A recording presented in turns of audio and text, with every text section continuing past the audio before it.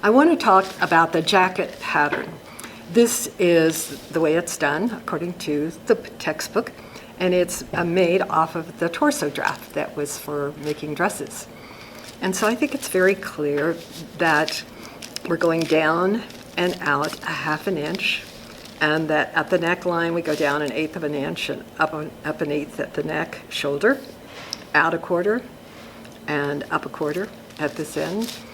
And very first thing, though, I should have said, is that we transfer part of the dart into the armhole and the neckline.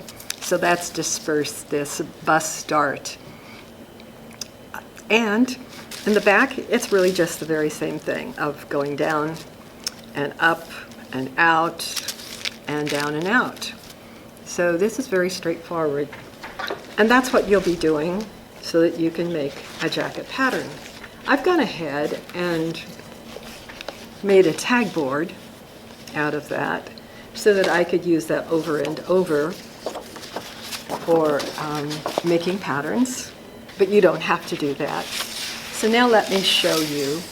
I've traced off the jacket front. And when you do this, you should have enough paper up above that you can also put on the collar. So we're doing a jacket front with a notch collar, just like you'd have on a blazer. The first step is I'm going to draw the extension here in the front, which will be 1 inch over from center front.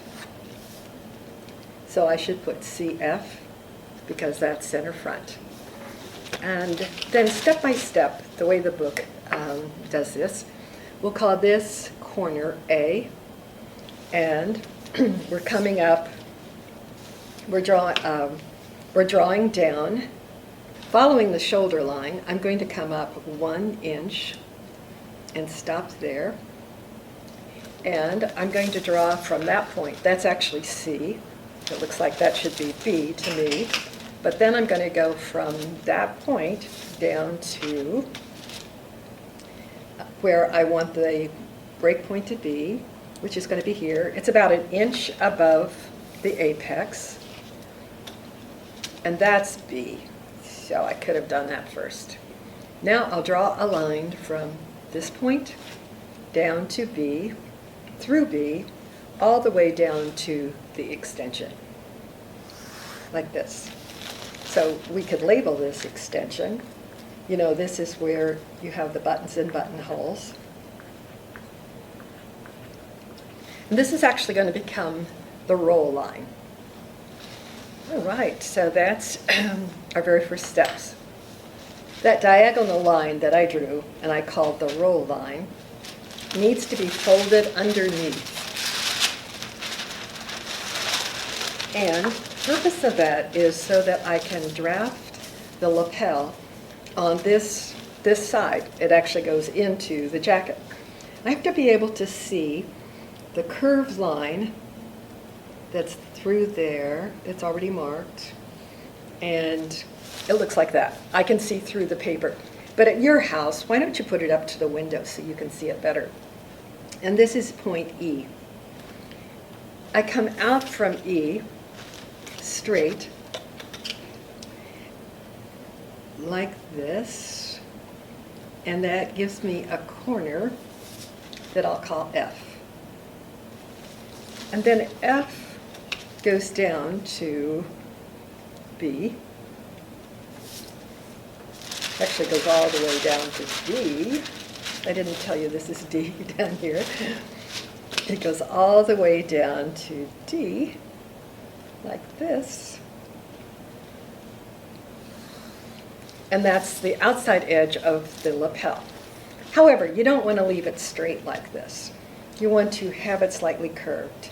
So take a look at what would be kind of the halfway point, and then curve that out about 1/8 to 1/4 of an inch.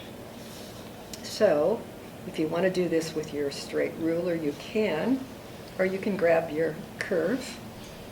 Notice how I'm just doing it softly with my ruler. So it goes back in here. But now I need to be able to see this on the other side, because again, I'm tracing. So feel free to, transfer over to markers or whatever will allow you to see. I'll go ahead and mark very dark this line so I can see as I refold it back. And the way you use a French curve, of course, is to just keep pivoting it till it gives you the kind of curve you want. And part of the time it's just really almost straight or is straight. So that's why I'm using this part of the French curve down here. It's just barely got a curve on it. And then I'll go into where it's straight here. All right. I'll open up. No, I fold back and I need to transfer that through here. So now I have refolded this and transferred the lapel over to the other side. And let's make this a darker line here. That'll come into point D, which will be the actual lapel. And I'm overshooting my mark here, so let's bring this back. Okay,